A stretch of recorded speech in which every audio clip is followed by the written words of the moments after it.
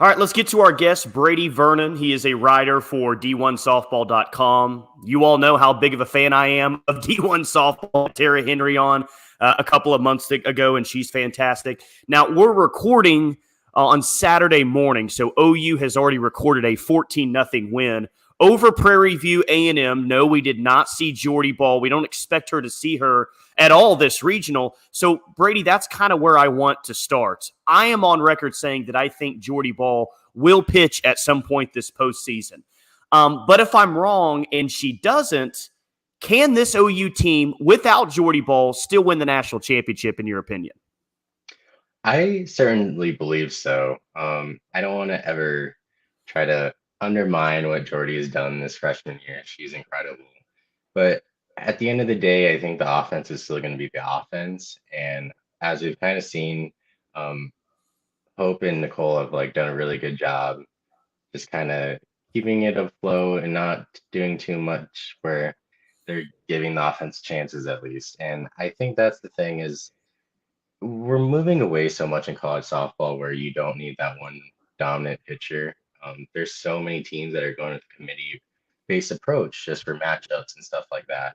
And I think that's actually really helpful for this OU team this year because you're not totally relying on Jordy. And just when you have that offense, it does make it a little bit easier. But I think it's obviously a bit harder if you don't have Jordy. Um, Especially if you kind of get in a situation like you did last year, losing that first game, going to the losers bracket just because you have so many games and so many days.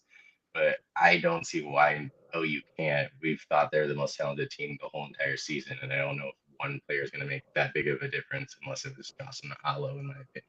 Sure. What you're talking about the offense, yeah. I mean, it's just a barrage. T.R.E. Jennings, then you get to Allo, and then you get to Kinsey Hansen and Grace Lyons later on in the order. You know, a really good softball team, in my opinion, Brady, has, 4 or 5 hitters that can hit the ball out of the park at, at any at bat. I feel like with this OU softball team, there's about 7 or 8 hitters in this lineup that can hit a home run at any given point in the game. Where does this lineup stack in terms of the best in all of college softball to you? Is it number one, or is there someone else in the sport that can really give OU a run for their money offensively? I mean, it's hard to even like think of anyone else that has such a top to bottom type of lineup. I do a lot of stuff here in Tempe. I went to ASU, and we talk a lot about their big bats and stuff. But I mean, their bottom of the order doesn't produce anywhere near what like OU's can. And when you have someone that comes in from Oregon and Alyssa Brito, and she has to play a completely different position just to get a spot in the lineup, I think it talks so much about just the absolute depth. And I think someone like Jana Johns is a great example. I mean, I know she has her like ups and downs, but there's times where I feel like she was like the hottest hitter of the season. And generally, we don't always talk about her as in that big stardom group of the OU lineup.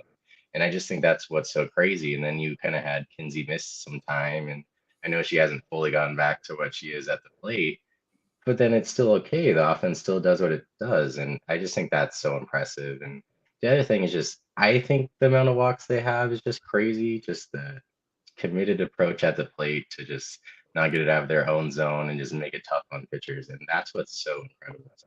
Yeah.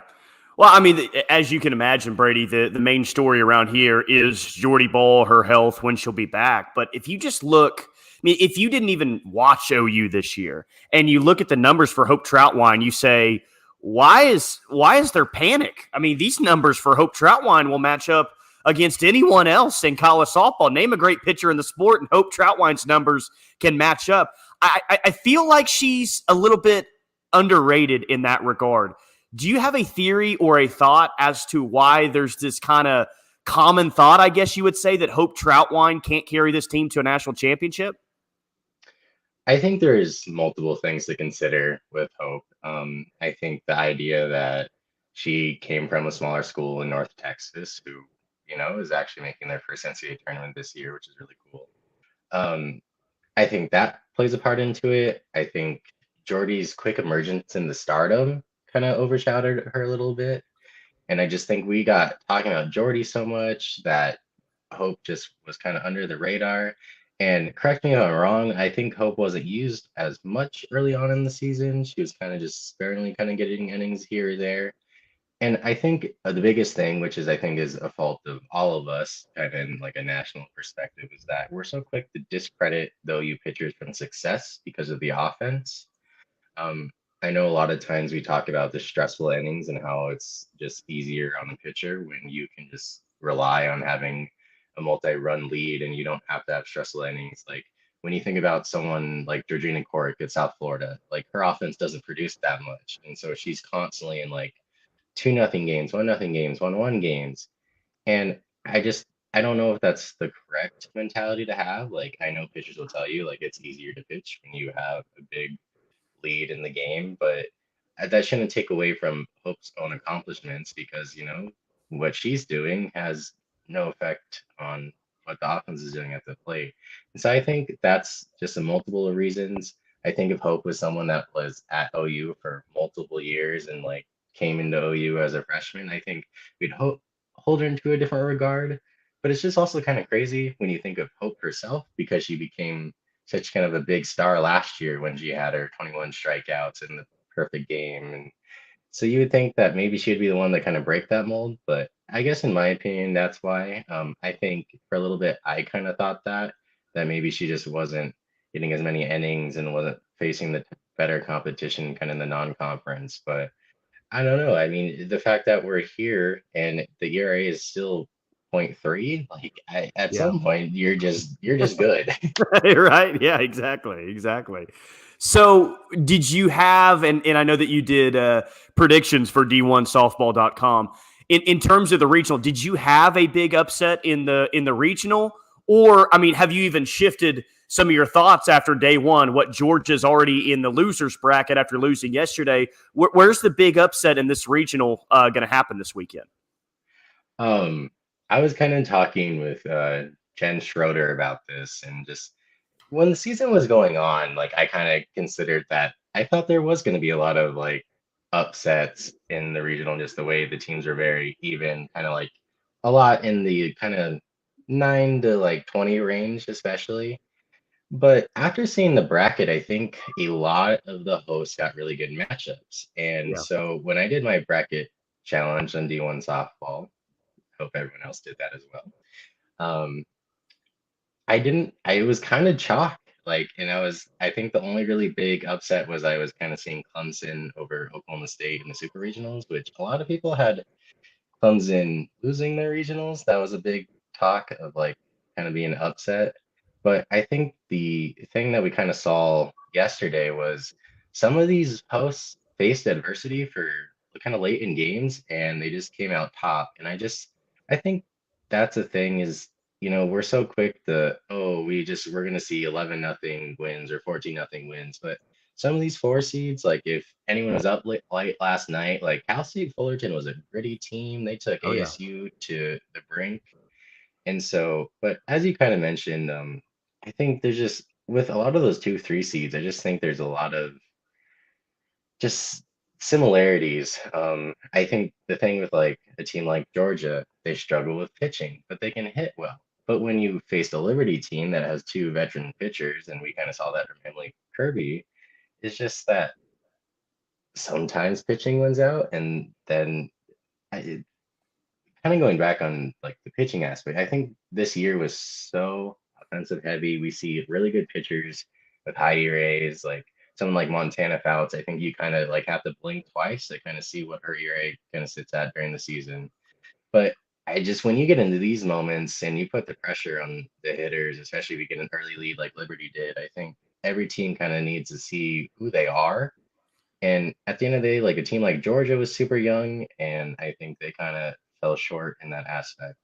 But to answer your original question, like I just like I thought there's just really good matchups for the hosts. I think one team that might really surprise is Stanford, just Mhm. because Alabama has struggled offensively, and the the way that Alana Votter pitched against UCLA and ASU, getting 3 wins, I certainly think they love being in those close games. And Jessica Allister has that team that like never say die approach, and so I think that's one to kind of watch for today, especially if she pitches well. Since both of those offenses at times are almost kind of anemic, and you'll see like a 1-0 game. So I think that's one to watch today. Yeah. Last question I have for you, and you're talking about that D1 bracket challenge. I know a lot of people around here participated in that and hoping to win the thing. What was your, I mean, I know the answer. I just want to hear you say it out loud. What was your championship series prediction on D1softball.com? Alrighty, well, hopefully the crowd doesn't come after my Twitter ad. It's pretty easy to find. I did pick Florida State over Oklahoma. I think one, I'm not gonna lie, like I kind of wanted to be a little bit different than not the rest of our staff. And I just think we get down to that aspect. I've always thought that Florida State is just simply the best matchup for Oklahoma. I think a lot of people want to believe that like when you have Virginia Tech and Keely Richard and Emma Lemley, like, oh, they have the pitching, they can face Oklahoma. I just I worry anytime I see a power pitcher against Oklahoma, like I just think Oklahoma's gonna score. Like because I think they can hit so many solo home runs and that's all it takes. But I just like kind of what we saw last year, like with Catherine Sandercock, like she just doesn't get a whole lot of hard contact. And I just think like the way they play defense, you just have to play a perfect game against Oklahoma. Yeah. And I think they do the little things so well. And I think you could some people I think Tara ended up picking like Arkansas and Florida State, but I don't see even with or without Jordy, I think it's really hard to not see them in the championship series with Oklahoma. But I think I also considered that if they don't have Jordy, I think I'd like Florida State more. But yes, at the end of the day, I picked the Knowles to beat the Sooners. You and I have the same championship series. I'm also going. I'm running it back from last year. OU and Florida State. Sydney Sherrill's back. She's a local product here. She's a great player. You mentioned what Florida State has in the circle.